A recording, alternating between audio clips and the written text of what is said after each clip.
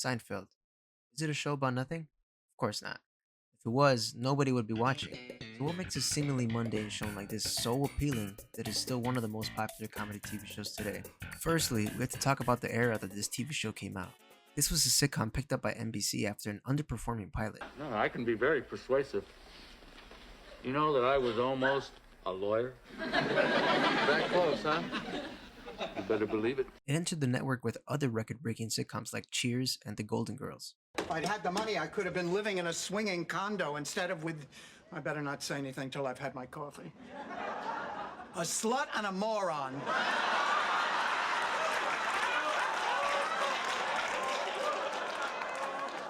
I'm sorry, it must be decaf. At the time, Golden Girls still had recurring reruns because the recent finale was still fresh in people's minds. Not to mention, Cheers was still airing new episodes, so NBC's attention and focus was obviously going to their moneymaker, Cheers. I hate to keep asking for special attention, but could you not discuss my private life with everyone that comes in? What would you like me to tell him? I don't care. She's a hooker. The style of TV shows at the time were airing new episodes every week that were usually filmed the week before in front of a live studio audience. You know, the ones with the actual human laughter and the theme song entrances?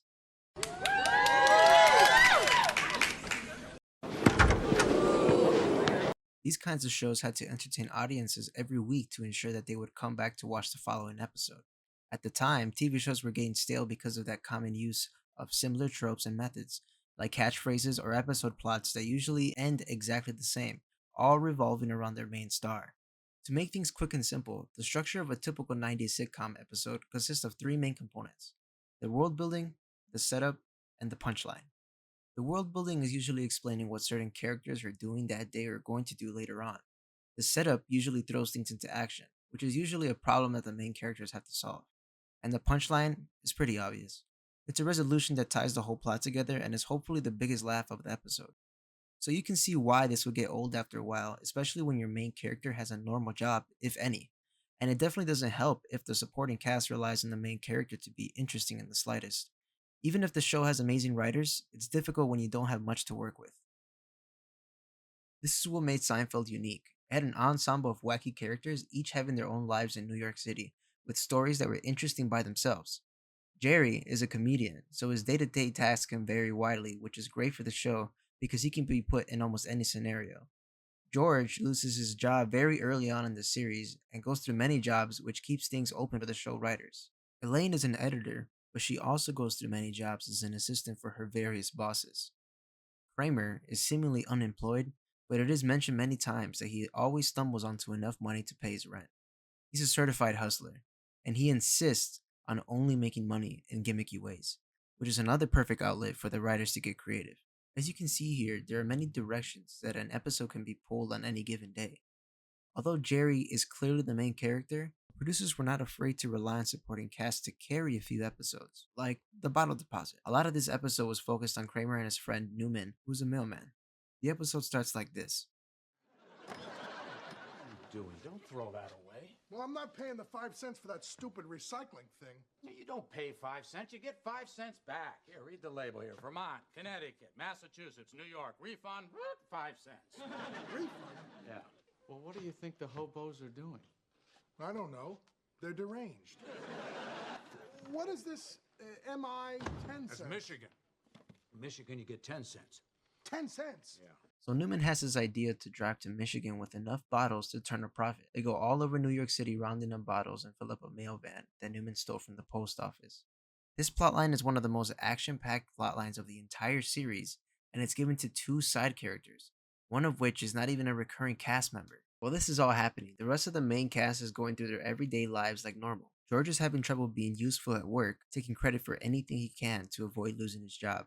Elaine is tasked by her boss to purchase golf clubs owned by JFK at an auction, and Jerry takes his car to the mechanic because Kramer accidentally left his groceries underneath the hood. As interesting as these subplots might sound, this is nothing out of the ordinary for the show, and I would even say it's quite tame. This is where the show straddles the line between monotonous and entertaining. We as the audience are invested in the main characters, yet we are given this boring routine of their lives that just seems like they're the side characters to the actual plot. The recycling bottle scam. In my opinion, this is what makes the show interesting to watch and even more exciting to continue. The audience still has a familiar cast to latch onto and care about, but the show doesn't rely on a single recurring theme to keep viewer retention. What we don't see is all the important little details mixed into each subplot.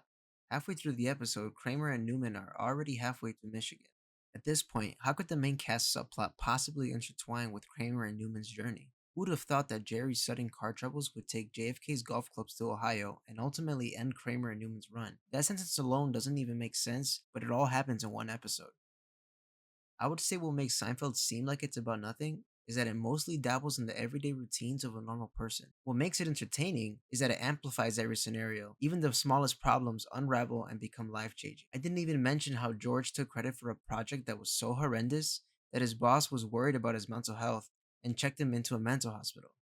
If you were to dumb this episode down, you would still find the three main components that I mentioned in the beginning of the video: the world building, which is Kramer and Newman devising a plan for the recycling scam, along with Elaine's task to purchase golf clubs and Jerry's car troubles.